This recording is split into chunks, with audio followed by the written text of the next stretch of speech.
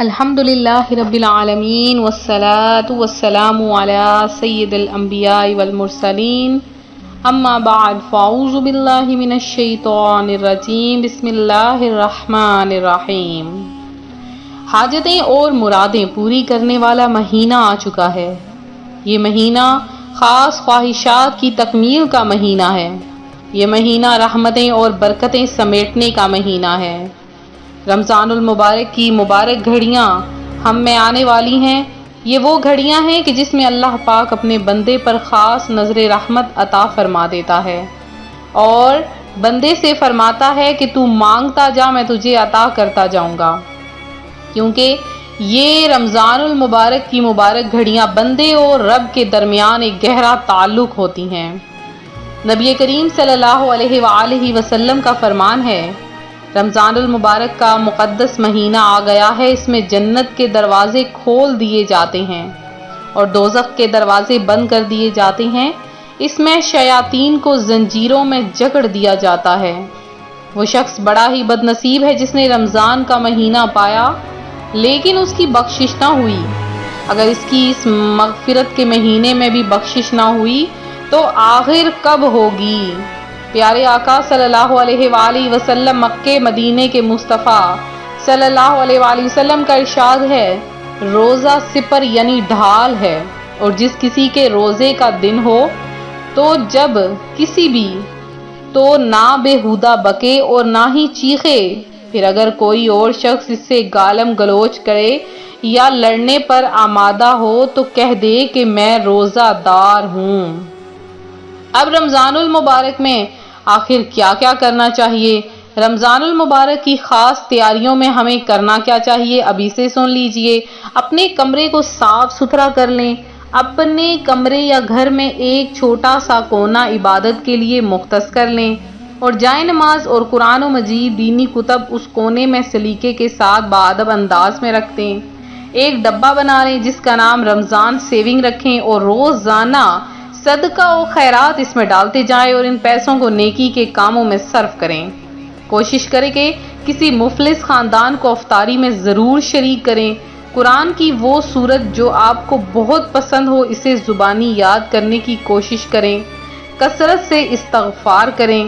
اپنی حاجات و ضروریات اللہ کے سامنے رکھیں۔ بہن بھائیوں، رشتہ داروں، دوست احباب اور مرحومین کے لیے روزانہ افطار کے وقت اور سحری کے وقت دعاؤں کا اہتمام کریں اور اس رمضان کو زندگی کا آخری رمضان سمجھ کر روزے رکھنا شروع کر دیں۔ جب بھی سحری کا وقت آتا ہے اللہ پاک خاص اپنے بندے کی دعا کو قبول فرماتا ہے۔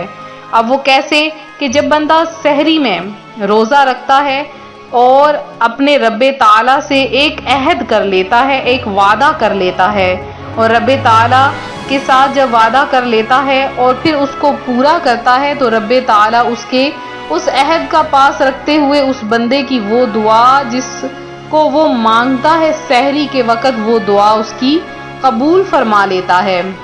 اب بندہ چاہے جو بھی دعا مانگے، وہ چاہے حاجت کوئی بڑی ہو چھوٹی ہو، رزق کے حوالے سے ہو، کوئی خاص خواہش ہو، تو اللہ پاک پھر بھی اس بندے کی وہ دعا قبول فرما لیتا ہے۔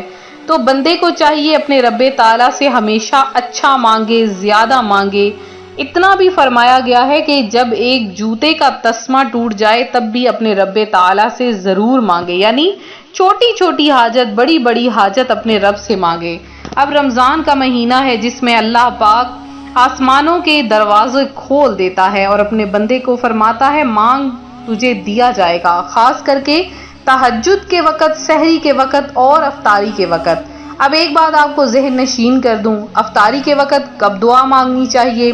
افطاری کے وقت ہمیشہ روزہ افطار کر کے دعا کرنی چاہیے۔ کچھ لوگ افطاری کرنے سے پہلے دعا مانگتے ہیں تو ایسے دعا قبول نہیں ہوتی۔ جب بھی آپ روزہ افطار کر لیں، ایک کھجور سے کر لیں یا پانی کا ایک گھونٹ بھرنے کے بعد، تو آپ جب افطاری کر لیتے ہیں یعنی کھجور لے کے ایک آپ منہ میں لے کے تو افطاری کرتے ہیں، فوری طور پر اس کے بعد کھانا کھانے سے پہلے دعا کریں، آپ کی دعا قبول ہوگی۔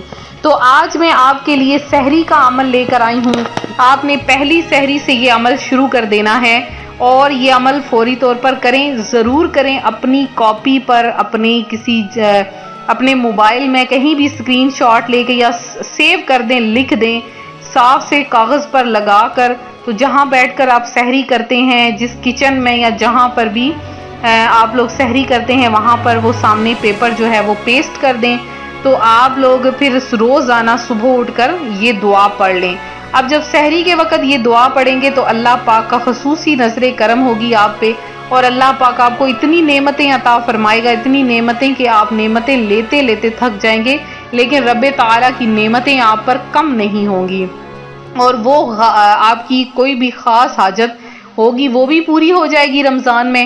اور دوسرا، آپ کو اللہ پاک بے شمار رزق عطا فرمائے گا، آپ کی جو بھی خواہش ہے وہ پوری ہو جائے گی.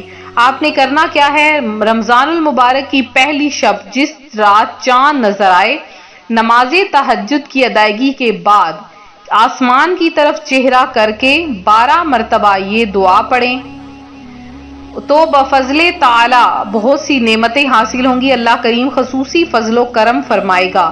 پھر سے سن لیجیے، آپ نے رمضان المبارک کی پہلی شب سے یہ عمل کرنا شروع کر دینا ہے، کوشش کریں روزانہ کریں.